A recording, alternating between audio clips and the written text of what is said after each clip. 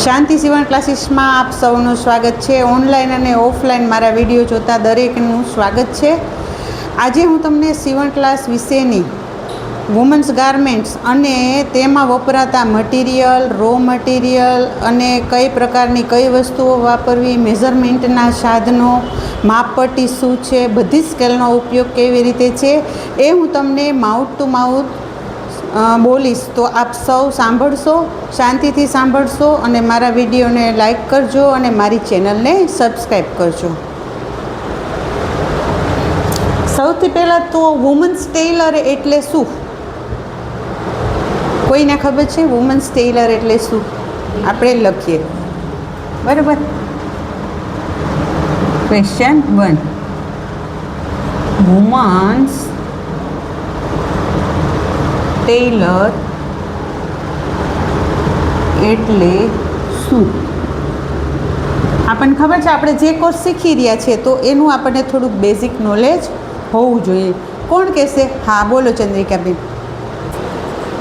Women's Taylor એટલે લેડીઝના કપડાં સીવે એ women's Taylor કહેવાય ને. હા, તો એની વ્યાખ્યા શું હોય? તો કે જે તે વ્યક્તિ દ્વારા, તે સ્ત્રી પણ છે, તે પુરુષ પણ છે, બરાબર. પુરુષો બી લેડીઝ ટેલર ચલાવે છે.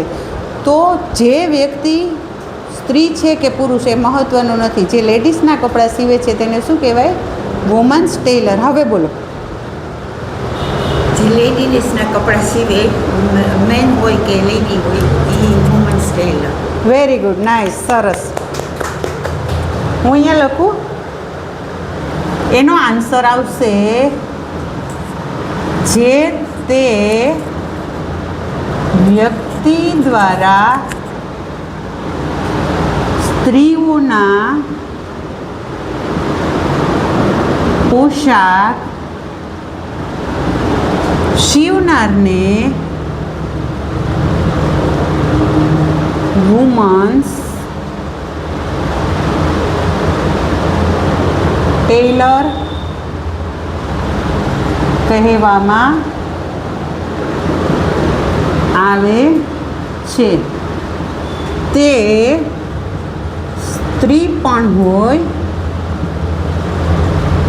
અને પુરુષ પણ હોય. રેડી? આ આપણને ખબર હોવી જોઈએ. અત્યારે બહેનો છે ને, એ લેડીઝનો ઘડીકમાંથી વિશ્વાસ નહીં કરે, પુરુષ પાસે જશે, બરાબર. સપનાબેન, તમે બ્લાઉઝ સીવું, એમાં તમને ક્યાં એવું લાગ્યું કે તમારું બ્લાઉઝ ઉતરે છે કે ગળું મોટું થઈ ગયું કે એવું તમને ક્યાંય લાગ્યું? તો કયો જોઈએ, કેવું તમને બ્લાઉઝનો અનુભવ થયો? બેઠા બેઠા ચાલશે.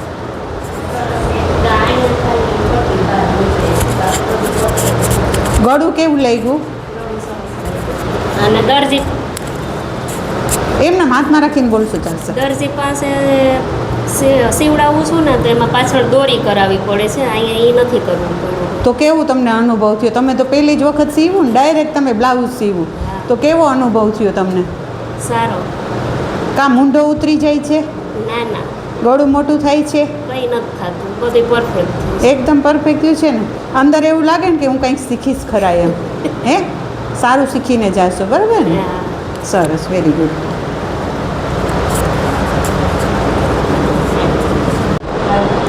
આજે આપણે શીખીશું માપ.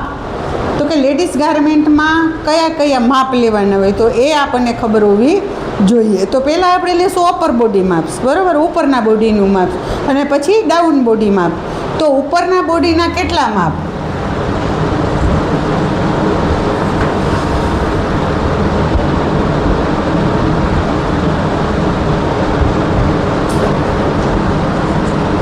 સૌથી પહેલાં આવશે લંબાઈ, આવે. પછી શું આવશે? છાતીની પહોળાઈ. હવે આપણે કમર લેવી છે, તો પરફેક્ટ માપ કમરનું ક્યાંથી મળે? તો કે પહેલાં આપણે કમરની લંબાઈ લઈએ, એના ઉપરથી કમરની પહોળાઈનું માપ મળે. તો ત્રીજું માપ આવશે કમરની લંબાઈ. ચોથું આવશે કમરની પહોળાઈ.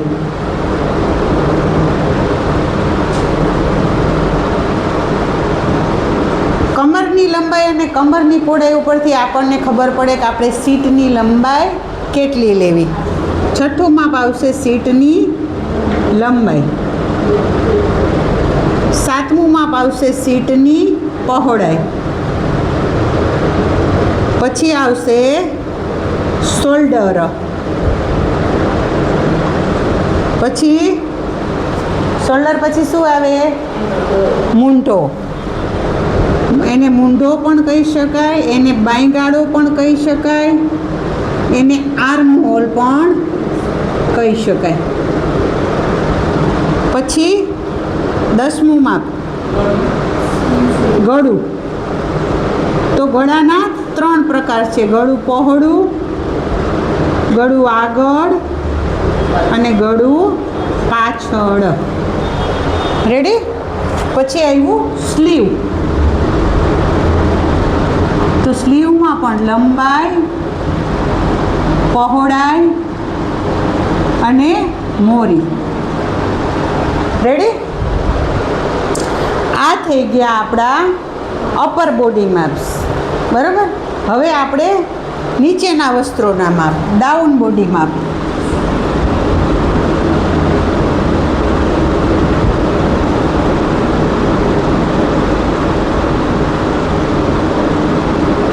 તો એમાં પહેલી લેવાની આવે કમરથી. જેવું વસ્ત્ર આપણે સીવવું હોય એ પ્રમાણે કમરથી ઘૂંટી સુધીનું માપ આવે.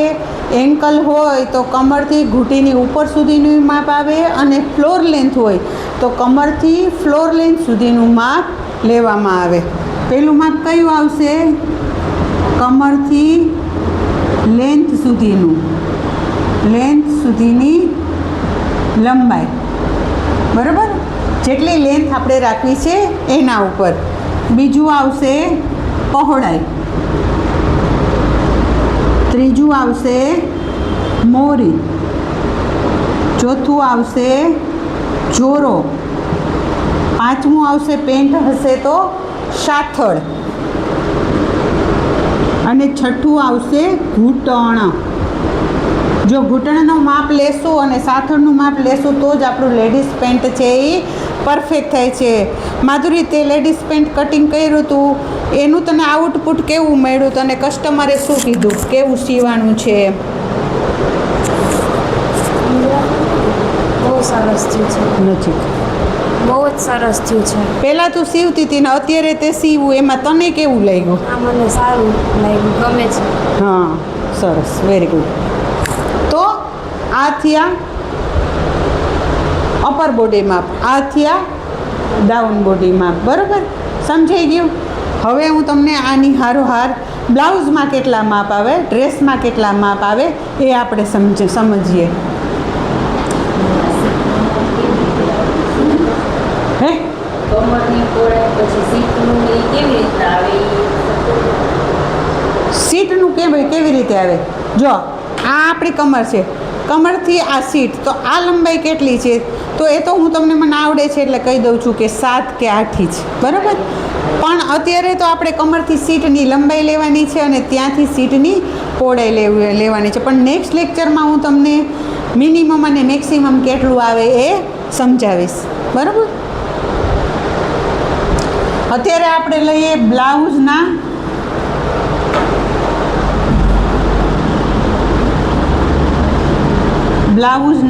માપ. બરાબર? તો આ આપણે માપ લીધા હતા એમાં કમરની લંબાઈ છે એ આપણી ડૂટી સુધીની આવે. પણ જ્યારે બ્લાઉઝમાં એવું ના હોય તો બ્લાઉઝમાં કયા કયા માપ આવે?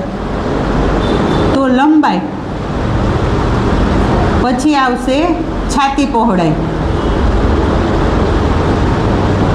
પછી આવશે કમર, શોલ્ડર, મૂંઢો, ગળું,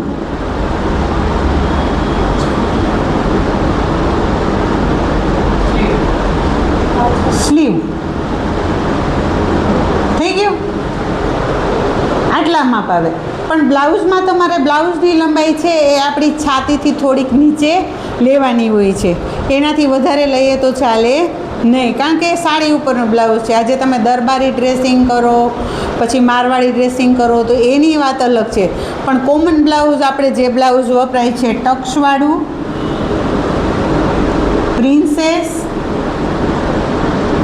અને કટોરી, આ 3 બ્લાઉઝમાં લંબાઈ છે એ આપણી શોલ્ડરથી છાતીના નીચેના ભાગ સુધીની રહેતી હોય, તો એમાં આટલા માપ આવે. આ વપરાતા સાધનો ક્યાં છે, બરાબર? કોને ખબર છે ક્યાં છે? માપ આપણે લેવું હોય અથવા તો આપણે ડાયાગ્રામ દોરવો છે કે ડ્રાફ્ટિંગ કરવું છે, તો એના માટે આપણે કઈ વસ્તુનો ઉપયોગ કરીએ છીએ કે એ ના હોય તો આપણું પ્રોપર ડ્રાફ્ટિંગ થાય નહીં? સિલાઈ કામમાં વપરાતા સાધનો ક્યાં છે, બરાબર? હવે આપણે પહેલાં લેશું મેઝરમેન્ટમાં વપરાતા.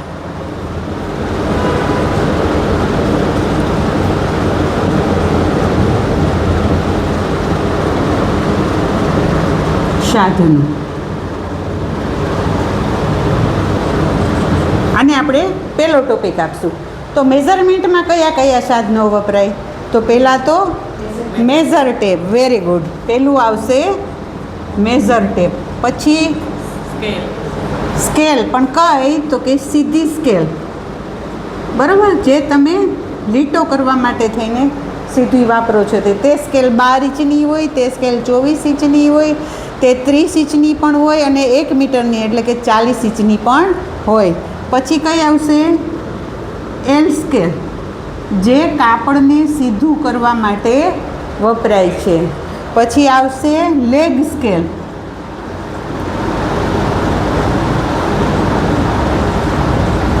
થયું?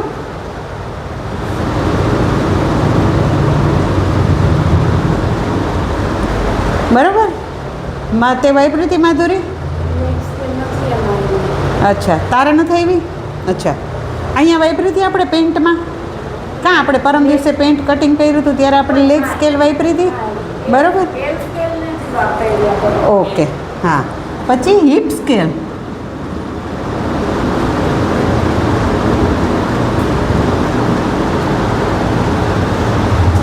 પછી ખાસમાં ખાસ ગોળાકાર આપવા માટે ફ્રેન્ચ કર્વ. પછી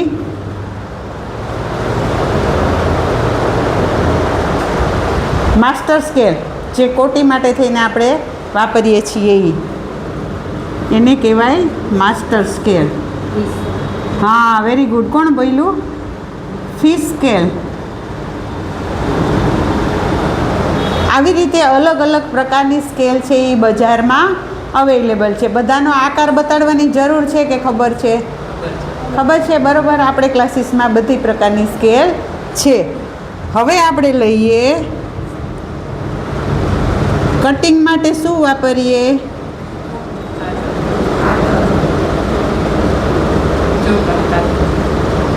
તો એમાં શું આવશે? કાતર, કટર. રેડી? બીજું કાંઈ આવે?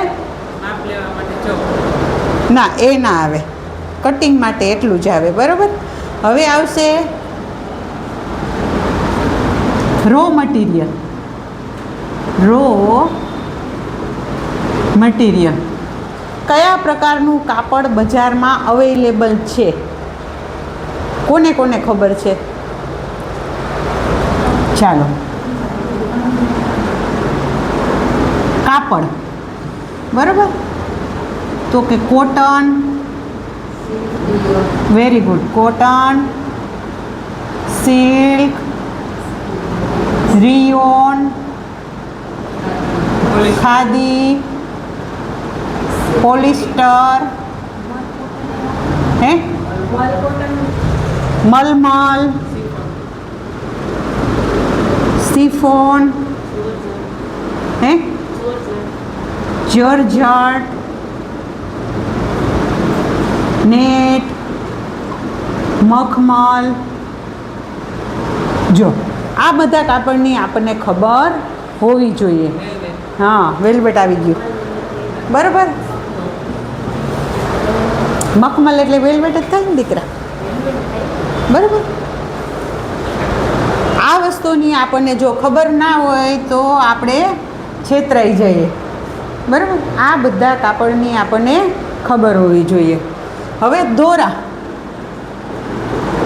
અત્યાર સુધી આપણે એને ગયા આવીશું ને ટેલરની દુકાને તેમ જ કીધું હશે લાલ કલરનો દોરો આપી દો તો. હે, વાસ્તવિકતા છે ને. કોઈ દિવસ કોઈ એવું કીધું કે આ કંપનીનો દોરો આપો? નથી કીધું. અત્યારે તો બજારમાં કેટલી બધી કંપની અવેલેબલ છે, બોલો જોઈએ. હે, સ્પેડ પોલી, પછી સ્પેડ પોલી, પછી ઓમેટો, પછી હામ પોલી, પછી બરાબર અલગ અલગ પ્રકારના હેમર પોલી છે.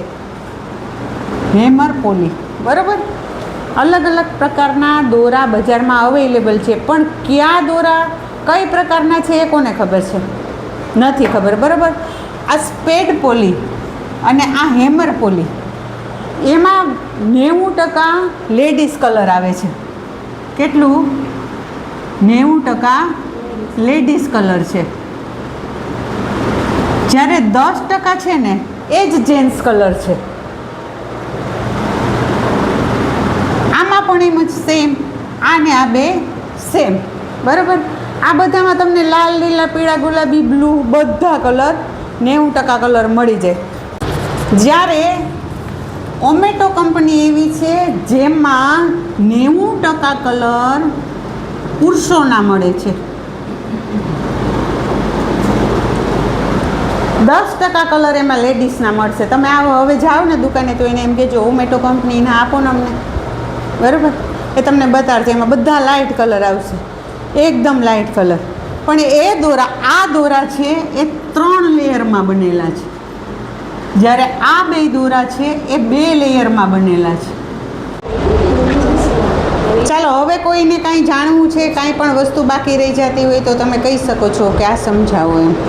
હા મેડમ, એ કાતર વિશે સમજાવવાનું બાકી છે. ઓકે, ચાલો. કાતર.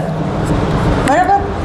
તો કે કાતર તો અત્યારે બજારમાં ઘણી બધી અવેલેબલ હોય છે, પણ સારામાં સારી કાતર કઈ તો કે પાઉલની, પછી મોરછાપ, અને ત્રીજી ચાઇનાની કાતર હમણાં નીકળી છે. આ 10 ઇંચની બજારમાં અવેલેબલ છે, પણ આ કાતર એકવાર પડશે પછી બીજી વખત આનો ઉપયોગ થશે નહીં. ચાલો, સ્લીવના પ્રકાર કેટલા કોને ખબર છે? Very good. માઇક હાથમાં લઈ લ્યો. કેટલા પ્રકારની સ્લીવ હોય? Full sleeve, half sleeve. 2. Okay, સરસ. ચાલો, જો હું તમને બતાડું હો સ્લીવના કેટલા પ્રકાર.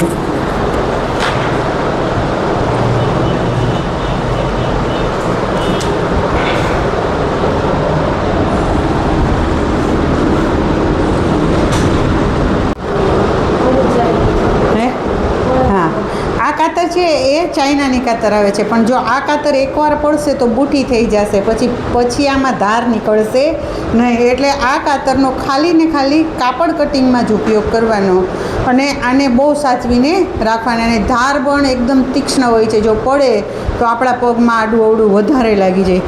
બરાબર. હું તમને હંમેશા કહું ને, આ કાતરને ટેબલ ઉપર જ રાખવાની, ટેબલ ઉપર કટિંગ કરીને ત્યાં રહેવા દેવાની. હવે આ આપણે જોશું પાઉલ અને મોરછાપ. તો કે આમાં કેટલા પ્રકાર, કેટલા ઇંચની કાતર મળે, જે આપણને ખબર હોવી જોઈએ. તો આ મળશે 6 ઇંચની, 8 ઇંચની, 10 ઇંચની, 12 ઇંચની થી છેક 22 ઇંચ સુધી. દરજી લોકો છે ને એ 18, 20 અને 22. જેન્ટ્સ દરજી છે એ એટલી મોટી કાતર વાપરે. જ્યારે આપણું કામ નથી લેડીઝનું, આપણે કઈ વાપરશું તો કે 6 નંબર, 8 નંબર, 10 નંબર. 10 નંબરથી આગળ આપણી કાતર હાલે નહીં. આ છે એ 10 નંબરની છે. આ તો આપણને બહુ મોટી થઈ જાય ને કટિંગ કરવામાં. એટલે લેડીઝ છે એ કઈ વાપરશે તો કે 6 નંબર, 8 નંબર અને 10 નંબર. આ જ પ્રમાણેની મોરછાપમાં પણ આ બધા નંબર તમને મળશે. એટલે આ બે કાતર છે એ બહુ જ વખણાય છે, ખૂબ સારી આવે છે અને એનું કટિંગ પણ ધારદાર થાય છે. એટલે આપણે બજારમાં જઈએ તો આપણને ખબર હોવી જોઈએ કે કઈ કંપનીની આપણે કાતર વાપરવી. રેડી?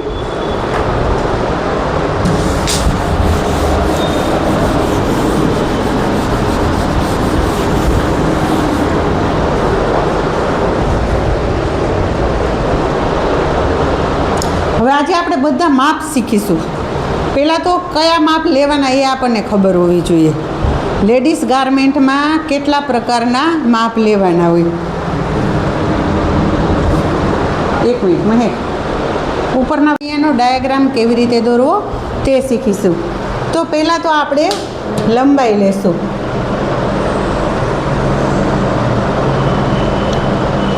લંબાઈ લીધી, ત્યારબાદ આપણે પહોળાઈ લેશું.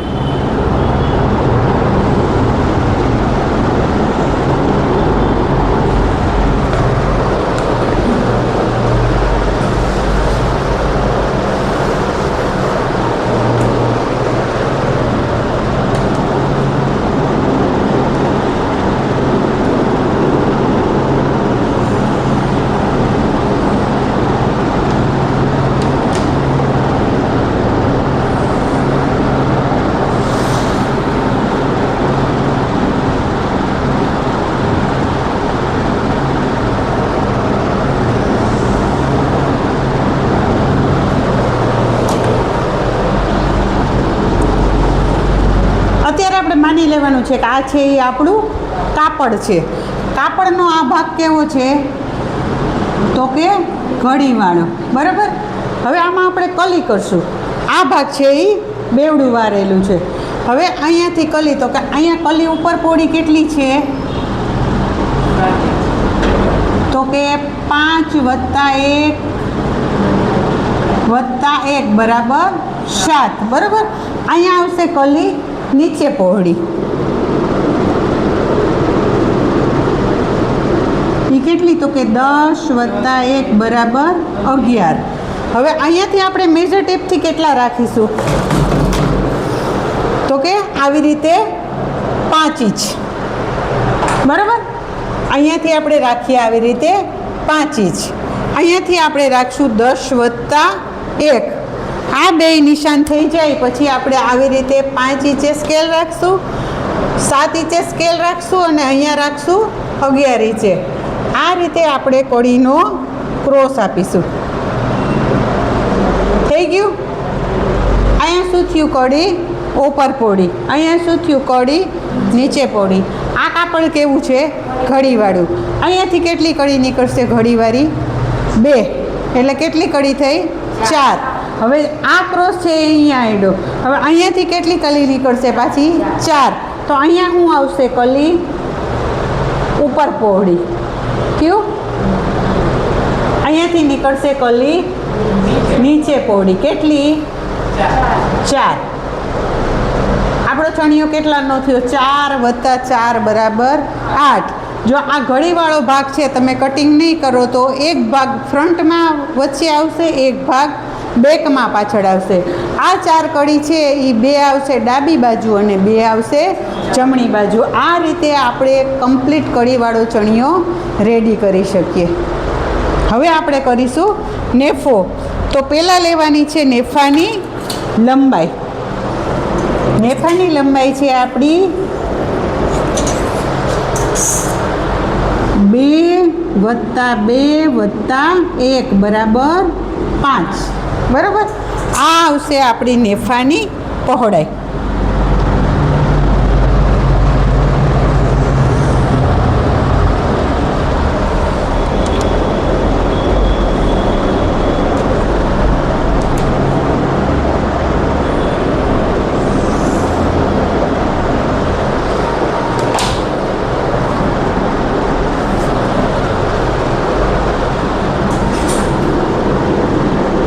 આવશે નેફાની પહોળાઈ. કેટલી? તો કે 40 + 1 = 41. 40 આપણે શું કામે લીધી? તો કે આપણે જ્યારે મેઝરમેન્ટ લેશું ત્યારે આપણે કમરનું મેઝરમેન્ટ નહીં લઈએ, પણ આપણો જે આ નીચેનું વસ્ત્ર છે, ચણિયું છે, આપણો જે જાડામાં જાડો ભાગ છે સીટનો, ત્યાંથી આપણે પહોળાઈ લઈશું. કારણ કે નીચેથી ચણિયો પહેરીએ તો આપણી સીટમાંથી ચણિયો આરામથી પાસ થવો જોઈએ, પણ એટલો બધો એ પહોળો નહીં કે અહીંયા ક્રીઝ આવે. તો એ નેફાની પહોળાઈ છે એમાં આપણે 1 ઇંચ કરશું એટલે આપણો ચણિયો આપણને નીચેથી આરામથી પહેરાઈ જશે. એટલે આપણે સીટનું માપ લઈએ તો કે સીટ કેટલી? તો કે 40 + 1 = 41. અને લંબાઈ કેટલી ઉપરની? તો કે 2 + 2 + 1 = 5. તો આ રીતે આપણા કડીવાળા ચણિયાનું ડ્રાફ્ટિંગ કે કયો કે ડાયાગ્રામ કયો એ આ રીતે કરવામાં આવે છે.